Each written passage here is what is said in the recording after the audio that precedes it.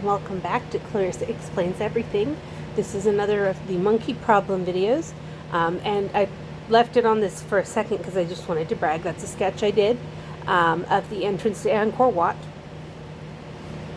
But we're going to continue our discussion on hygiene with an emphasis on zoonoses, and then our last section is going to kind of be, this is what you shouldn't be doing, and here's why.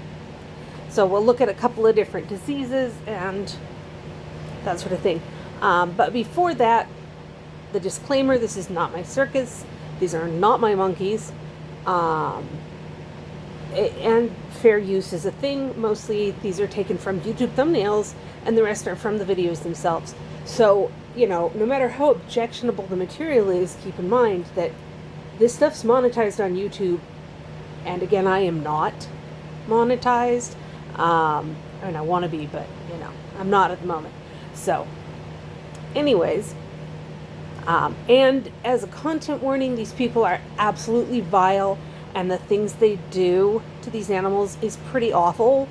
And I do clip things to try and prevent it from being too graphic. But sometimes examples are a necessary thing. So zoonosis, it's a big funny word for diseases that can pass back and forth between us and animals. And we are actually all very much familiar with this as of 4 years ago, because this is where we get pandemics, is when we have a disease that's capable of jumping to us, and then it just spreads because we have no immunity to it at all to start with. So they can get coronavirus just like we can. And the great apes, at least, our vaccine works for them. And I only know this because I was watching Monkey World Dorset, and they actually got a shipment of almost expired vaccines that weren't really able to be used for humans, but they were able to inoculate like the orangs and the chimpanzees, and I think the macaques, which is not a great ape, but the orangs and the chimpanzees are. Other diseases that are zoonotic that we're really familiar with, I guess, and especially related to primates, would be Ebola, which is a hemorrhagic fever. It's one of those things where you just start to bleed out. It's not a pretty thing. And HIV/AIDS, which is a very deadly, although we do have a lot of therapies for it now, but it is a deadly, awful virus that just, yeah.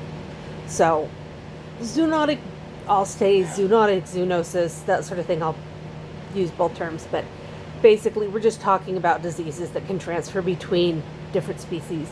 And On Blast has a great video about this that you should also check out. I'm not going to try and cover all the same ground they do. That's not my style, right? So there are a lot of diseases that we can share with primates, with monkeys. This is just a small list. We've got hepatitis A, we've got RSV, which is one that we vaccinate regularly for, rotavirus. There's that hemorrhagic fever.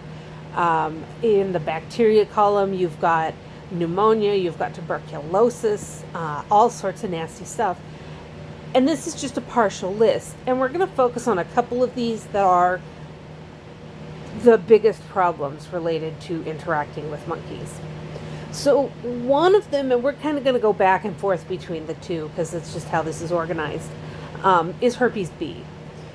This is not a virus that's normally found in humans, but it is really common in macaques and other monkeys. There are other monkeys that have, that carry this disease. It spreads through any fluid contact, and we'll get a little bit more into that shortly. But the statistics vary between 70 and 80% fatality rate with herpes B in humans. So it is a nasty, awful thing if you actually contract this disease. It is not good. And it doesn't bother them the same way because they are a species that it's been developing in, and so they have some immunity to it. Their bodies know how to deal with it. Ours don't. Another one, the simian artery, I'm not going to try and say that, but What they're talking about here really is not about this specific virus, but the idea that these viruses are very mobile between us and monkeys. And there they're talking about the hemorrhagic fever. But the thing is, they represent what they call a reservoir of viruses that could cause pandemics. And so it's actually really important not to be physically interacting with them, because we don't want to introduce those bacteria, viruses, parasites, or whatever into the human population where we have no ability to deal with it. So Science Direct is a really great source if you want really, really detailed information, like they go really far into it. They are often paywalled, but there are ways around that. So here's some more things that we have to deal with. So here's monkeypox. And monkeypox is the other big one that we're talking about here. And there was an outbreak in 2002. There was a Neuralink employee that was actually scratched by a monkey that was infected with the herpes B. Either she got treatment or she didn't contract the disease, but it was not great. Keep going. There you go. And then there's a gentleman down in Houston who, this was 2 years ago, I think he may have recovered by now, but I haven't checked. He talks about it just being absolutely miserable. It spreads really well. It's highly contagious, as it says here on the BBC. And then, coming back to herpes, there is a population of these herpes-infected macaques in Florida. And North America largely has no native primates.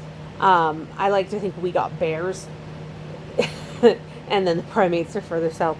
But there is a population of rhesus macaques in Florida. They were placed on an island. Nobody thought about it, that they could swim, and they got to the mainland, and now they're problematic. And we'll look at them in a little bit. But that and monkeypox are both being carried by these animals in Florida. You can see the symptoms for monkeypox, or not monkeypox, sorry, this is Hep B, this slide. The monkey B virus, so somebody actually died in China 3 years ago, and you can see it looks a lot like the sores we get when we have herpes, but, our herpes, as opposed to theirs. And then Dr. Ansari is a good source if you want something a little closer to home to talk about this. So herpes B is, like I said, between 70 and 80% fatality rating. The good news is it's not highly contagious. Its transmission is not good. It doesn't really cross very easily, but it does occasionally happen. Currently, I think they only know of 20 cases at the moment. So again, it's pretty rare, but very deadly. It causes brain damage. It is bad news if we get it. And then again, if you want more information about herpes B, this is Science Direct. A lot of times you're going to find, because this is a professional peer-reviewed journal clearinghouse, that they're paywalled, but the trick is to go to the authors. Whoops, go back there. No, there we go. The trick here is to go and find the authors and just email them directly. And they will, because I've had this happen with me and it's just great, they will just gush. We love to talk about our things, especially when we've worked so much in it that we're publishing. And we will send you, all sorts of information. We'll try and bring it down to your level, anything. Just contact the author. That's just a general research tip, honestly. So going back to monkeypox, this one, and I want to take exception with, oh, don't be like that. It is just not going to play nice with me today. The word domesticated in that sentence. So monkeypox is the one that's way more contagious, but it's not as deadly, which is nice. But it's carried by a lot more animals. In addition to primates, rodents, squirrels, rats, mice, shrews, voles, and rabbits as well. can carry it. And in 2003, they had an outbreak from prairie dogs.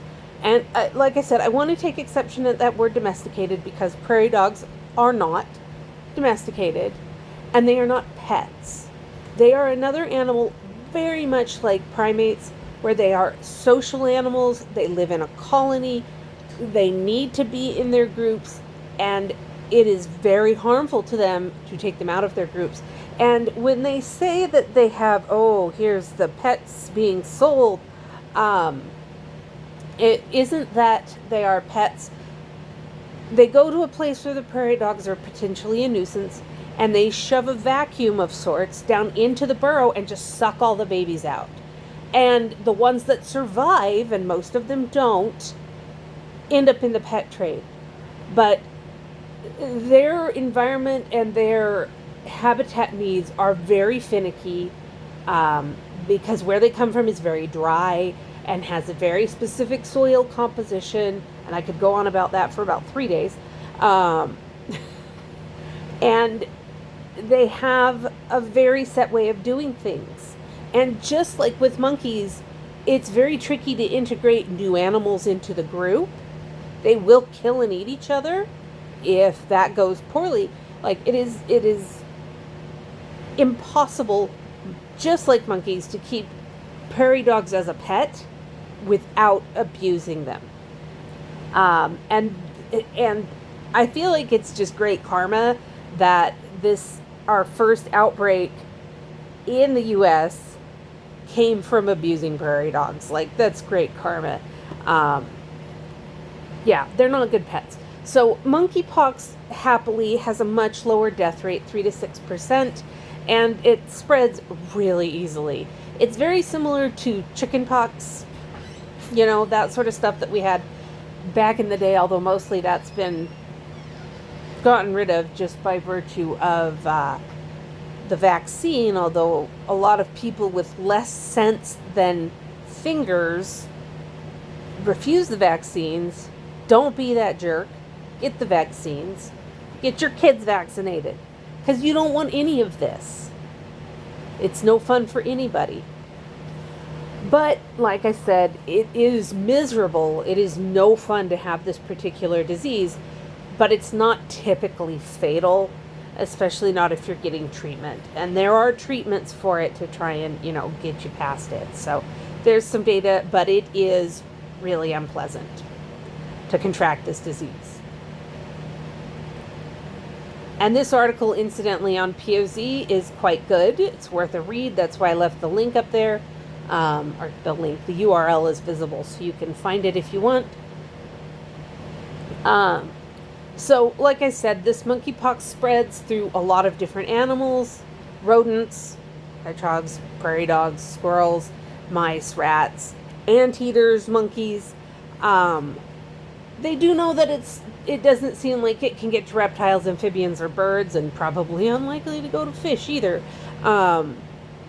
And they don't typically transfer these viruses the way that, mammals do with mammals. Like, most of the time you're going to see that sort of thing happening where the diseases stay within one category, but not always. Bird flu, right? Not all of the animals will have the rash, like it says there.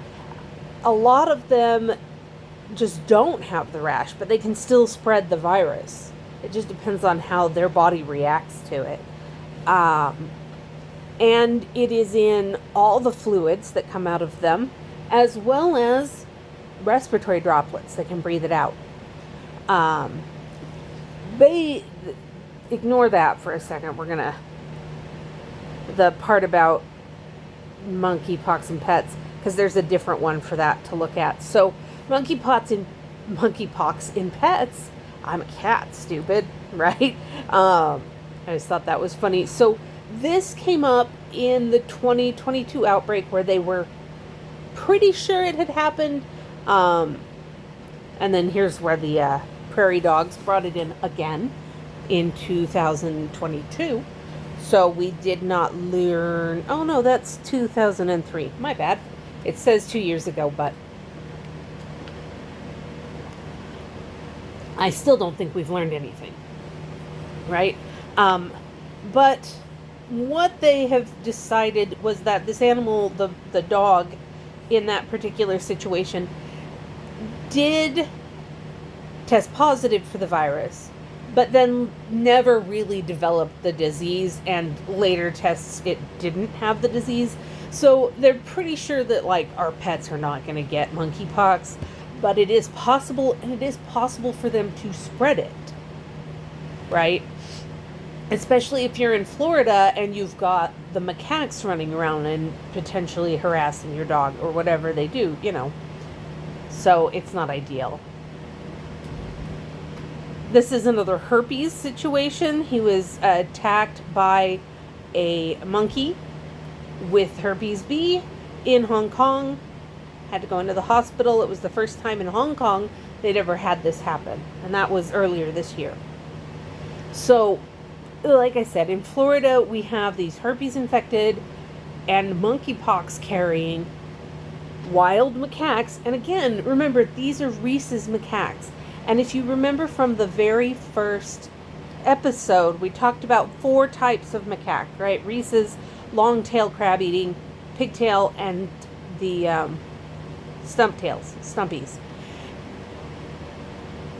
Of the 4, the rhesus are the most likely to respond with aggression, right?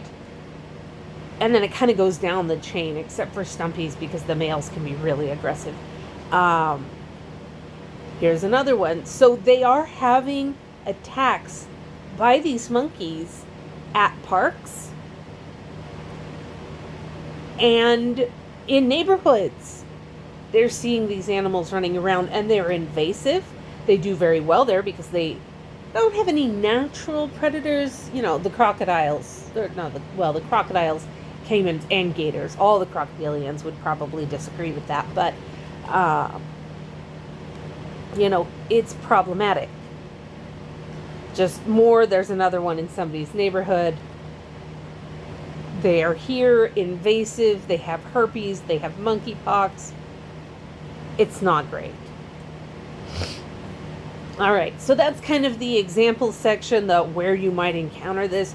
If you're not handling prairie dogs or, rodents out of the wild or monkeys, you're probably okay in these, because transmission takes place most of the time. It's got to be fluid contact, which is usually close contact, and they're talking saliva, they're talking from the eyes, nose, and everything under the diaper.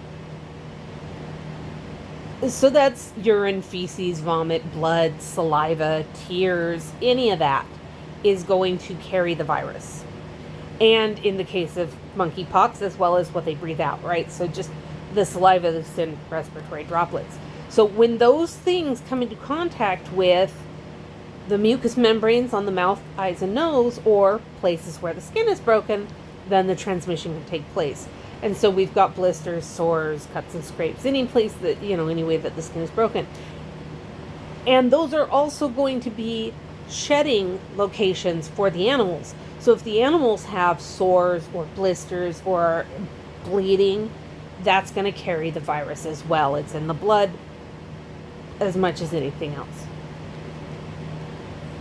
Now, one of the things I want to note is that in nature and with their mothers, for the first 3 months, most macaques, the babies, do not leave their mother for more than, a little babysitting adventure with one of the juveniles or another one of the females. They are constantly on mom and constantly nursing, and so they suck. They're suckling, right? They're suckling the entire time. And that's constant with all of them for the first 3 months. They really don't go away from mom. And then even for the first year, they are constantly nursing. Not only does that feed them, it is a big source of comfort for them. And when they don't have that, they are going to go to their fingers and toes. Now, it does happen in the wild as well that they'll occasionally suck on a thumb or chew on their fingers, but they will eventually turn back to their mom or the adult female that's carrying them and suckle, even if they're not getting milk from it, because it's a comfort thing. And that's something you see at the VMF the Vervet Monkey Foundation. I know I say this all the time, but they are fantastic. Support them. They're great. They take the babies, they teach them to drink milk out of a special cage, and then they put them in with very specifically chosen monkey moms who are not biologically giving birth because all the males are vasectomized. So it's very rare for births to happen in the troop. So the monkey moms want the babies, and they take them and they end up, suckling even though they're not really getting milk. But it's very comforting for the babies, and it prevents them from doing, this. What happens when you take them away from their mom and you are traumatizing them, and again, VMF, they do it, and they manage to have these baby monkeys in human care for at least 6 weeks without traumatizing them like this. They don't obsessively suck on their fingers. They're not obsessively, sticking their foot in their mouth. They're not doing this. They also don't end up nearly as miserable as these animals. And that's because they are comforting them appropriately. They're holding them the way they should be held. They're taking care of them. These people do not do that. And the Chode Master loves to say that he loved his animals like his babies. And if you did even a quarter of the things that this reprehensible piece of trash did to these monkeys, to a child, you would be in prison. He abused them all the time. He hit them. He would threaten to bite them. He left them chained up. He played games with them. Constant harassment. I mean, it was bad. And one of the things that you can do sometimes to prevent that is to just keep their little hands and mouth occupied. And that's another one of the tricks the VMF uses, is they are constantly able to forage. They always have a little plate of snacks and things to eat. They can always go and get their milk whenever they want it, that sort of thing. So they don't feel the need to constantly have a finger in their mouth. But in the case of these animals that are being abused, they really have nothing. And so they revert to that sucking because it's the only comfort they can get. And it's the only thing that's really hard to take away from them, because these people are just constant. And you can see it in her posture, how she cowers on the ground, because she is terrified and traumatized, and she's not actually that interested in the flower. In this video, the woman who is staging all of this has to repeatedly stop and pull her foot out of her mouth and shove the flower back into her hands, and she's not actually that interested. And you can see in her eyes, especially in that top right corner, how scared she is. And that's constant. And so they end up constantly suckling, and they end up with sores and blisters.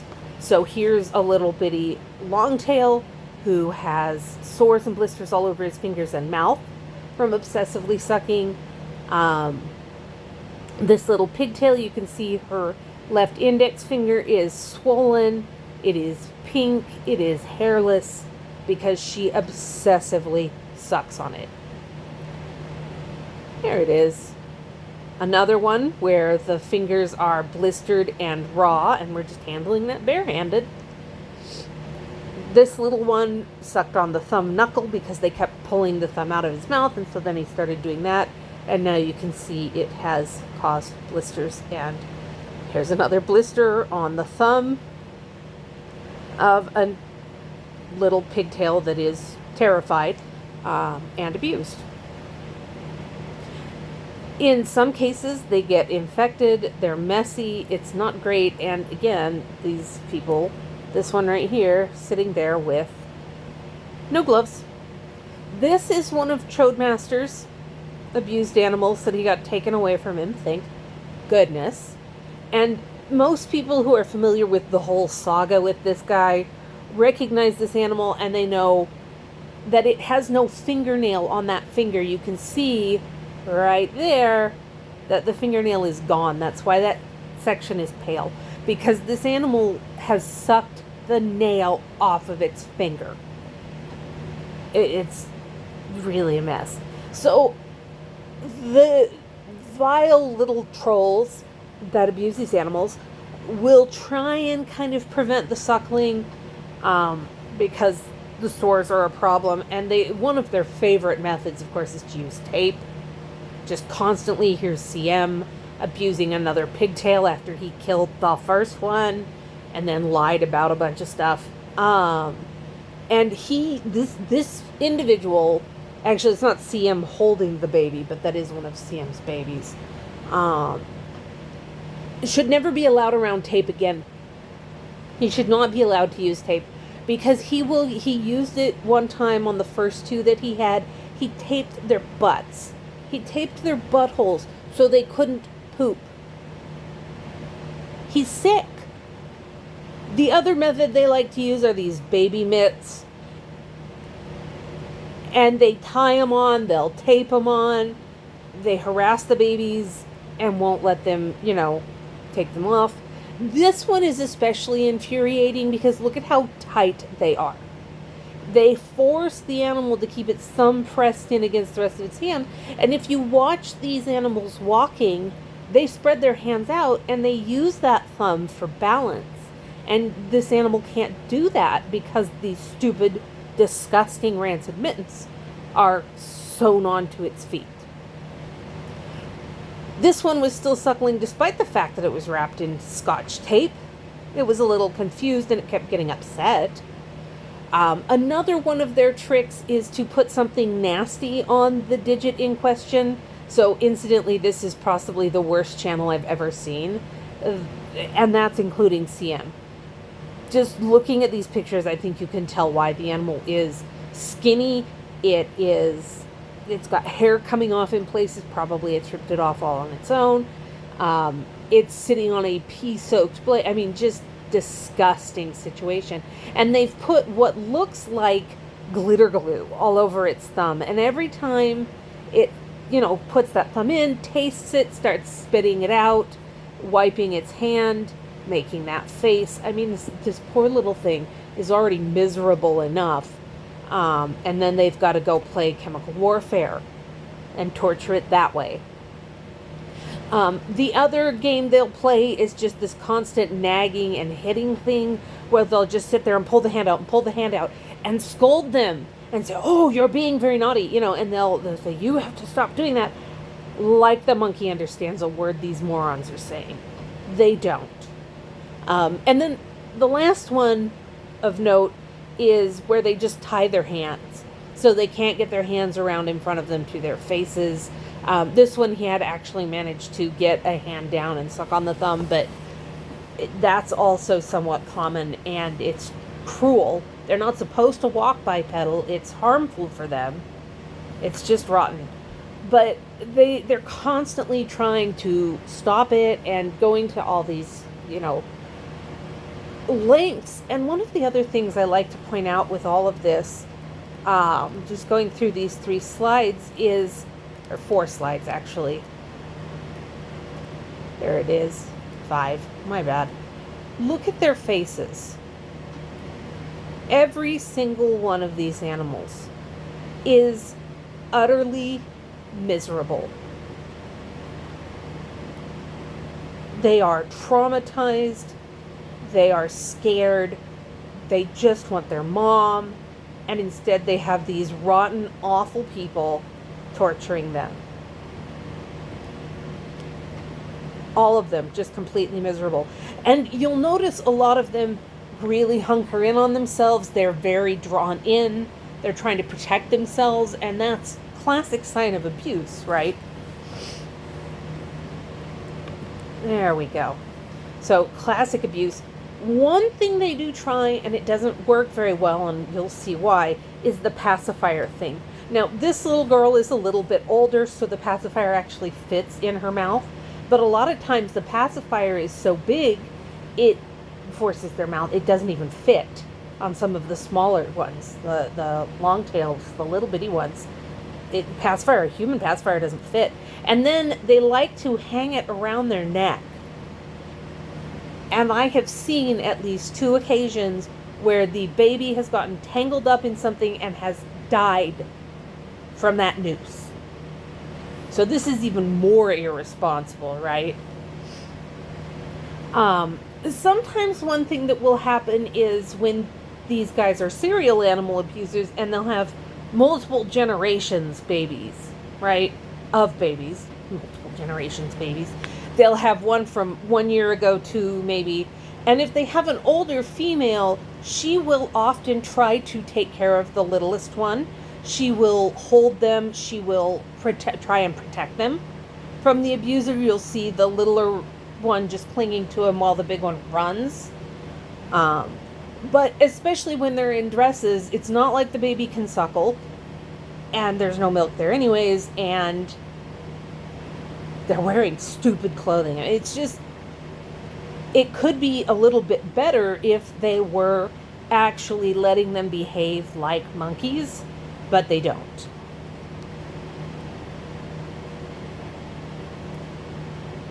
So if they cannot find their mother's teat, and if they can't get to their hands and they're not being fed enough, they will suck on anything they can get.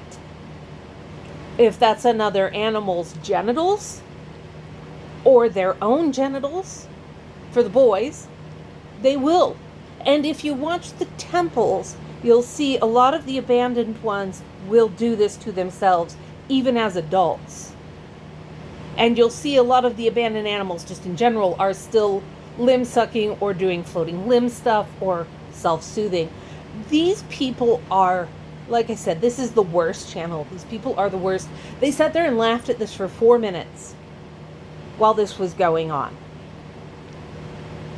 Now, and this one's natural, but sometimes if they have another monkey around, they'll catch the little baby's elbow. If there's a dog that's lactating, they're going to go after that. Cats, and they love to suck on each other's ears, which does damage the ears. It's really bad for those ears. Like I said, they let this go on for a good 4 minutes. And what was the most depressing about this particular video was the way that the smaller one kept its eyes closed, and you could almost feel it thinking, if I keep my eyes closed and just pretend, I can imagine I'm back with my mom and not in this hell. And they'll stick the 2 of them in small cages, and that happens. If they can get a finger, they're going to suck on it. Again, the ears. And there you can see how well the pacifier doesn't fit, even in an older pigtail. So it's impractical, and they kill them a lot of times when they're hanging around their necks. So one of the things I also wanted to point out is these people know.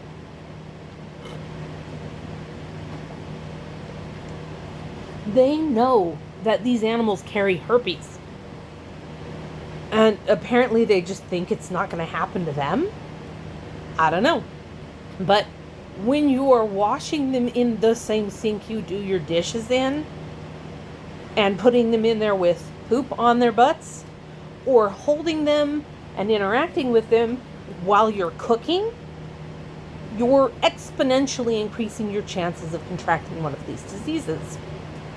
Especially this bottom right one, she says the animal has diarrhea, and she's holding the animal while she's cooking her food. It's absurd. And then she goes and washes her hands and doesn't use soap. No amount of bathing is going to help. Especially, when they're giving them the bottles that have the human's nipples, and the flow is too high, and they get too much, and then they inevitably spew. And they spew.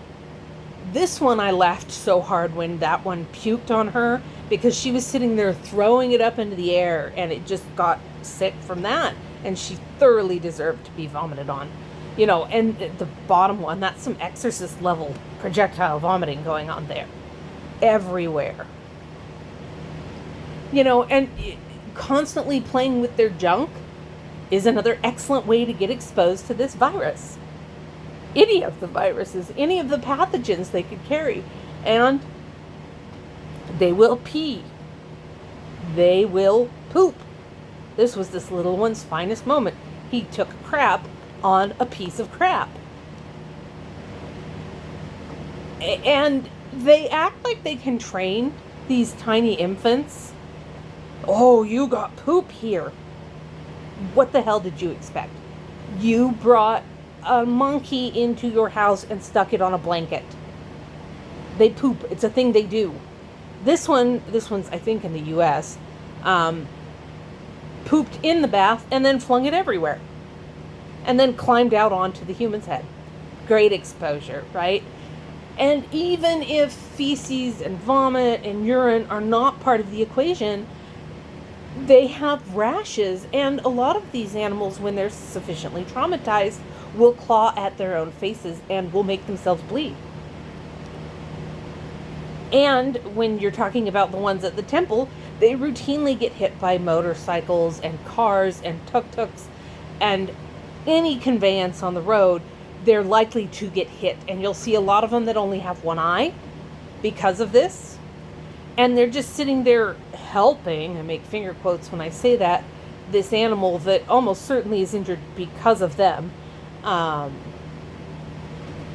it's bleeding. And they're just petting it.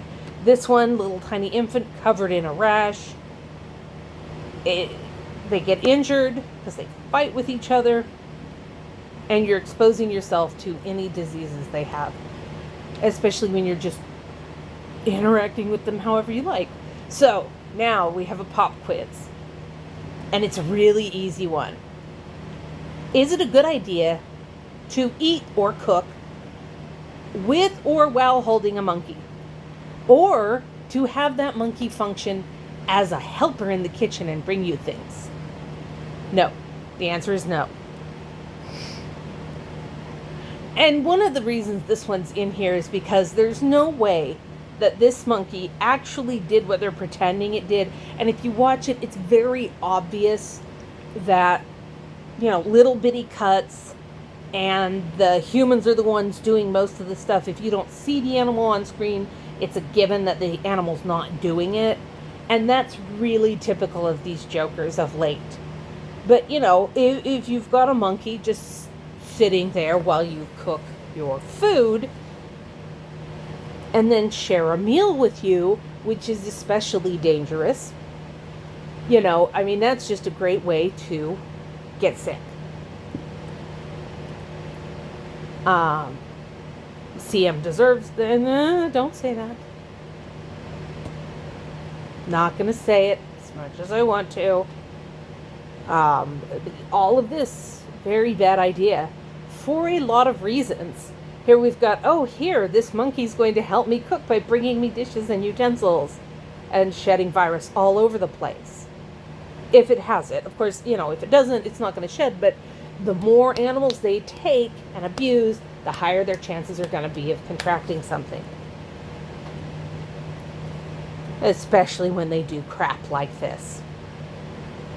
This one, she's cooking, the animal has a big old gash on its face and is reaching into the dish she's cooking with and taking food out of it to eat. And I did not ever catch her washing anything. She may have, but I didn't see it. Here they are literally sharing a meal. So the animal is reaching into the bowl that she is eating out of and taking food again, reaching into the dish that the human is eating out of and taking food. You're begging for trouble. Now this one is probably the best example of really asking for trouble, because this little Stumpy has been aggressive with one of the children in this video. Like earlier in the video was being aggressive and slapping and and bit or scratched, I can't remember which, but one of the two, one of these girls. And then the woman takes it and sticks it in a high chair and starts the whole meal thing, and it immediately gets up and goes and starts taking food from the dishes that the other people are eating out of. And one of the reasons this is so problematic is that is a dominance move. That is this little monkey telling that girl that he's the boss of her because he's taking her food. The older one, pulled hers out of the way, but the younger child didn't. And now not only is she being exposed to the disease, but it's also reinforcing in this monkey's mind that he can attack her. And he just goes all over the table the entire meal. And she makes some little efforts to try and keep him seated at the high chair, but most of the meal he's just running around taking food from whomever he can get it from, and just building more problems. And at some point, he's going to do damage. This woman is one that I just very much hate. And this is, one of the many, many reasons. She's got a roadside stand where she is selling food and drinks to passerbys and letting this infant monkey crawl all over everything. What the, talk about reckless. Another pop quiz. Is it a good idea to put your mouth on a monkey or to allow them to put any part of their body into your mouth? No. The answer is still no. It's a bad idea. Remember when I mentioned how CM killed one of his pigtails? This is the one he killed. And he claims that it was something else. I don't even remember what lie he told. But what really came out is that he stepped on it. And killed him. And now he's sitting here holding a dead monkey and putting his mouth on it, which is a great idea. And then he sits there and is crying, and there is an exposed channel for this nonsense. And she does a great job of laying this out. So these are all from her video, actually. He zooms in close on the baby's face, and then a teardrop falls on it, only he's holding a container of eye drops in his hand. These exact eye drops, actually. And going back to he treats them like his own children, he held the female down, the older female down, and put eye drops in her eyes. She was terrified. That stings sometimes. So, just what a vile thing to do.